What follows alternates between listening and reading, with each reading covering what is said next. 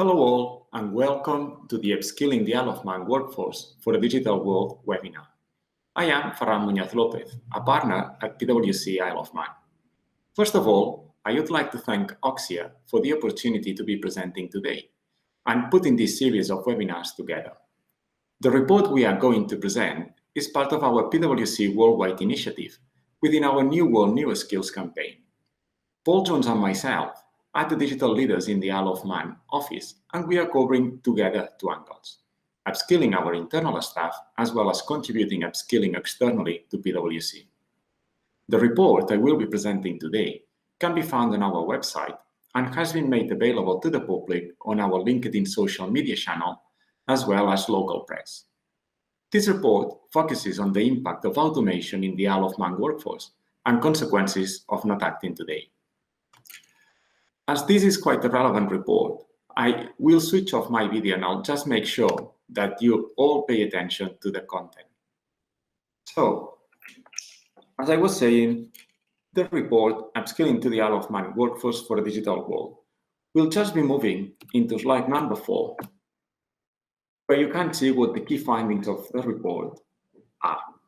First of all, the jobs at risk would be about 32.5% of the actual workforce in the Isle of Man between now and 2035.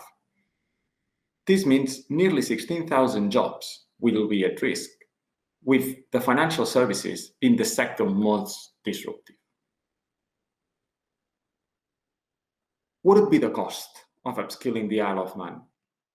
The cost of doing nothing versus start doing things today would be 6 times higher if we do it later rather than now. In the Isle of Man, we have been used to technically full employment for a long period of time, and the economy has relied significantly in the financial services sector, and e-gaming growing steadily over the past years. We can be asking ourselves, why should we change the winning formula? COVID-19 has made us accelerate the adoption of technology, highlighting the need for some businesses to change procedures and for us as individuals become more digitally enabled. Unfortunately, due to COVID-19, there have been some jobs lost, and our ratio of unemployment hit the highest in recent history. Some of these people have come back to work, but they are still a significant number unemployed and will never be back to their jobs. So, as technology evolves, it will be able to perform more and more complex tasks and even learn how to take decisions. As highlighted at the start, 32.5% of the jobs are potentially at risk from automation between now and 2035. We have arrived at these numbers with a PwC model supported by OECD data applied to the Isle of Man workforce per industry. The most impacted industry is financial services, including banks, insurance companies, accountancy firms, and lawyers, corporate and trust service providers, and other licensed financial services. As can be seen from Table 1, we have split the jobs at risk based on the waves technology is going to be in use and implemented. Might be worth at this point to explain the technology waves and what do they mean. If you look at the, first of all, algorithmic, and we read the definition, it says automation of simple computational tasks and analysis of structured data. In essence, algorithms are simply a series of instructions that are followed step by step to do something useful or solve a problem. You could consider a cake recipe an algorithm for making a cake, for example. In computing, algorithms provide computers with a successive guide to completing actions. They are comprised of a precise list of instructions that outline exactly how to complete a task. So, what is it, an algorithm? A good way to think of them is as mini instruction manuals telling computers how to complete a given task or manipulate given data. The majority of the job losses that could happen at this point of time are mainly administration, as can be seen here in the table, with customer identity verification, public sector admin, retail, hospitality, and is expected to be replaced with jobs like specific data analyst, 3D print technicians, digital content creation, data security, and ethics specialists. The second wave is going to be augmentation. As described in the table, augmentation is a dynamic interaction with technology for clerical support and decision-making. Also includes robotic tasks in semi-controlled environments. Effectively, what it means is that augmentation can help provide information to humans for taking their decisions, or even machines can take their own decisions based in certain parameters. So what are the main jobs at lost? These would be financial services performance evaluation and asset allocation, tax advisory, accounting, logistics and transportation, medical sector care, and social services. What jobs can create that? The jobs that can create this technology would be bespoke investment management, customer segmentation, proximity to marketing, and things like that. The last wave would be autonomous, which, as described, is automation of physical labor and manual dexterity and problem solving in dynamic, real-world situations that require responsive actions.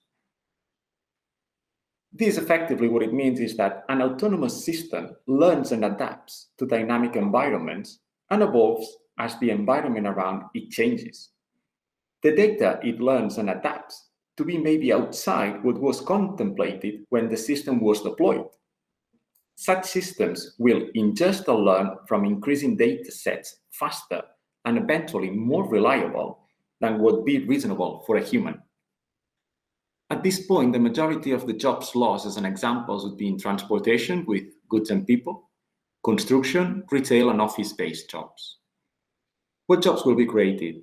Customer management, cybersecurity, robotics technicians, and engineers. As you can see in the column of jobs at risk, the main impacts will be between 2025 and 2030. And despite the financial services being the most disruptive and impacted sector, public sector administration is the second largest sector impacted in the Isle of Man.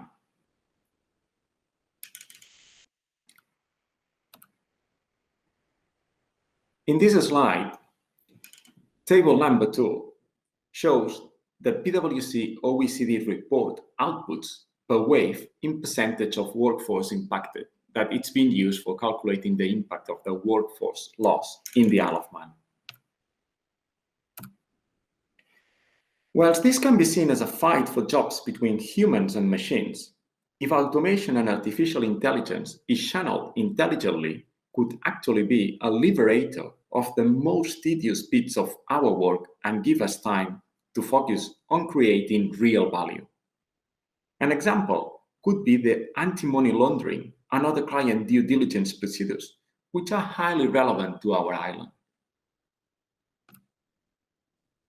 Whilst there will be loss, a PwC analysis estimates that automation and artificial intelligence will create new wealth and jobs, adding a potential $15 trillion to the global economy by 2030. So what are the jobs that offer a better prospect? The answer is simple, and as described in Table 1, will be those that are more digitally enabled. This doesn't translate into a specific job, but the skills that are transferable into different jobs and industries. A new opportunity has arisen in the Isle of Man, and it is around remote cross-border working, what we would call digital nomads. The fact that we have COVID-19 not heavily impacting our daily lives compared to other territories give us an advantage, becoming an attraction for these digital nomads to move to our island. These digital nomads would provide employment growth and wealth to the island and potentially offset the jobs losses. In this exhibit 2, we have showcased the Luxembourg analysis for calculating the cost of firing versus upskilling and hiring versus upskilling mentioned at the start of the presentation.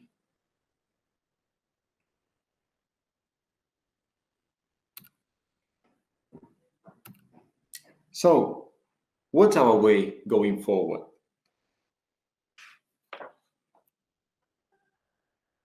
The first step would be to recognize that upskilling is an immediate imperative and cannot be delayed anymore. Exhibit 4 highlights 5 areas that can be done in the Isle of Man to support digital upskilling. Combined work between government, employers, and educators is very key and really important, and as government has realized and has included in the latest economic recovery plan. Fiscal stimulus to support jobs and schemes for businesses. A strategic workforce planning to help employers and collaborate with educators to make this part of the curriculum. A business-led approach to create good quality work experience, continued education, jobs, and apprenticeships for young people with support from government and educators. And commitment to lifelong learning at government level with support from industries to invest in the skills of the future. We recognize that the government acknowledges that digital is a fundamental part of their strategy as presented during the Road to Recovery webinar presented by Alf Canal, Lawrence Skelly, and Colter Brundle on 15th of September, which has been converted into an actual plan now and shared with all of us on Isle of Man. We know the work that the Digital Isle of Man agency is doing and how they are partnering with businesses and others. There are some schemes available offering support to businesses covering digital, but there is no specific digital scheme that would facilitate having all the government support under one umbrella. All of these schemes can be found at the Department for Enterprise website. So, from these slides, there are different PwC initiatives we have done, and we have just in front of us an example in Luxembourg, and we've converted that about what would be all of these studies and everything that has been done impacted in the Isle of Man. However, Paul and myself will be covering what we are doing specifically for the Isle of Man in our next webinar, which we hope to see you there. Thank you for attending today, and if you'd like to discuss anything further for this report, you can always reach Paul and myself, as the details are at the back of the report. We'll be more than happy to meet with you or discuss anything else you might need. Thank you very much, and bye.